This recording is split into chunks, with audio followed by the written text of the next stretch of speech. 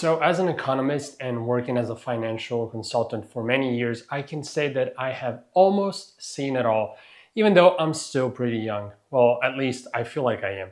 Through all of my experiences, I have found out that aside from knowing how to budget and sticking to a plan, one of the most life-changing skills necessary to upgrade your finance game is knowing how to handle your own finances, recognizing your bad money habits and breaking free from them. In this video, I'm going to show you 7 of the most common bad money habits that hold people back and tips on how to break out of them. Hi, my name is Dennis Riosa. I'm an economist and a former financial consultant.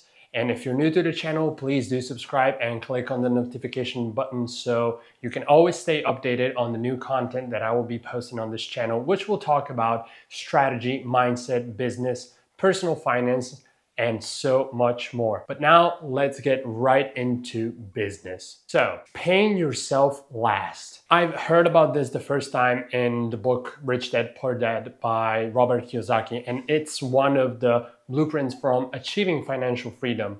So Robert explains that the way people pay their bills can be broken down into 2 types. The first way is the poor people's habit, and that is through paying yourself last. So as soon as your paycheck comes in, you then pay your rent, your phone bill, your subscriptions, you fund your social plans, and then you'll save whatever is left over, if there's even any money left to save. And the second method he talks about is the rich people's habit. They pay themselves first, and that is what you want to do. Based on your own income, set yourself a minimum and put that into your savings account the minute you get paid.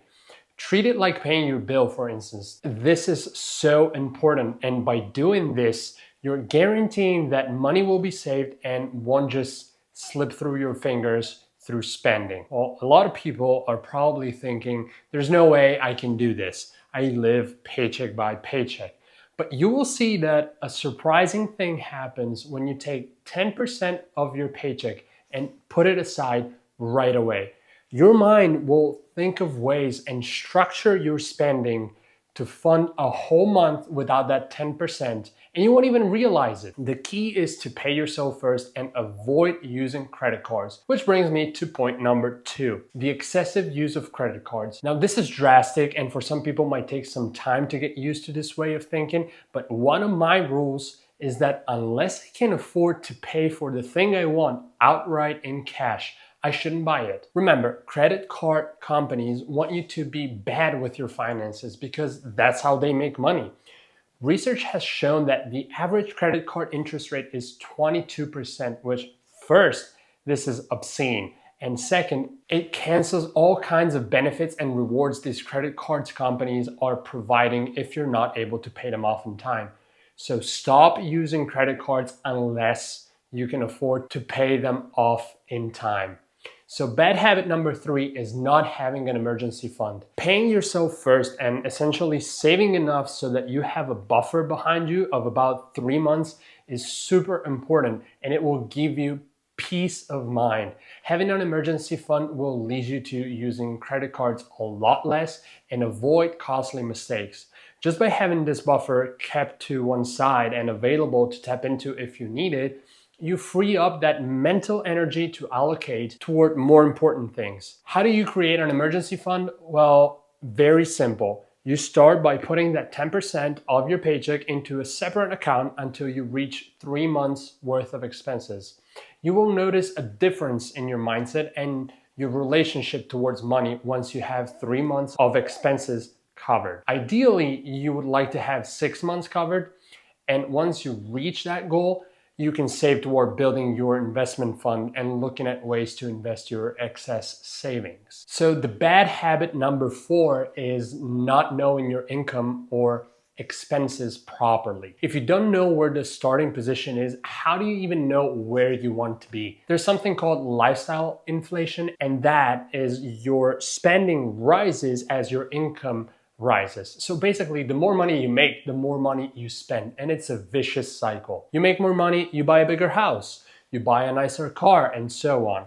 It's just crazy how normal this is and how most of us follow this preset, but it's a recipe for disaster. You want to be in control of your finances and mapping out where things are going. And this is why a budget tracker is super important. In your tracker, you want to include how much you're making, how much you're paying yourself first. That's the 10% that we spoke about earlier. Your expenses like your bills, your mortgage, your rent, your spending, your debt repayments, and so on. And you want to be keeping on top of your finances.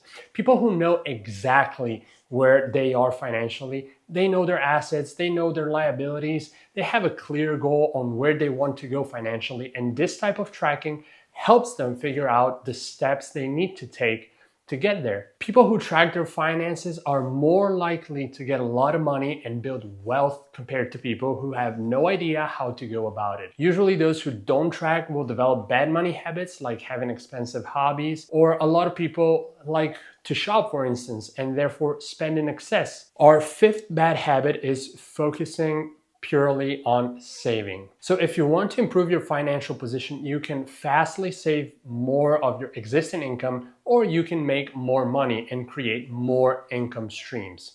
The ideal combination is a mixture of both. You can't build wealth if you're making more money and spending it all, but you also can improve your financial position over a certain point because there is a cap on how much you can save.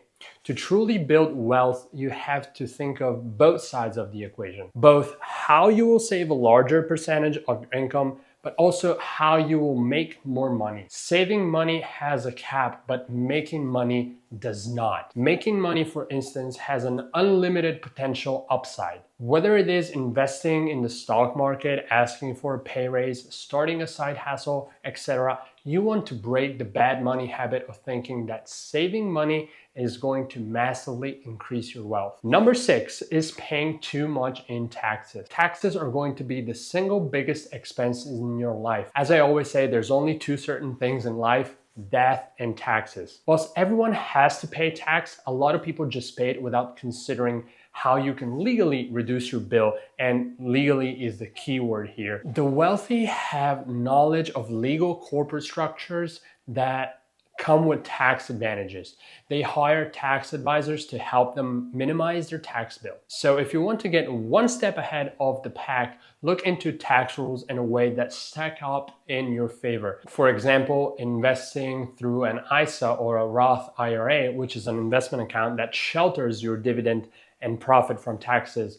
Or an alternative is operating under a business, so incorporating instead of an individual if you're an entrepreneur, for example. All of this stuff is absolutely legal, and if you are someone who disagrees with this and prefers to pay more taxes, regardless of whether or not you can reduce it legally, it doesn't hurt to understand the tax rules and reduce the tax bill so that you can instead use the money to give back to the things that directly align with your values instead of letting someone else decide where that money should be going. Number 7 is waiting too long to invest. When you start having savings, you have that stockpile, that buffer that we spoke about.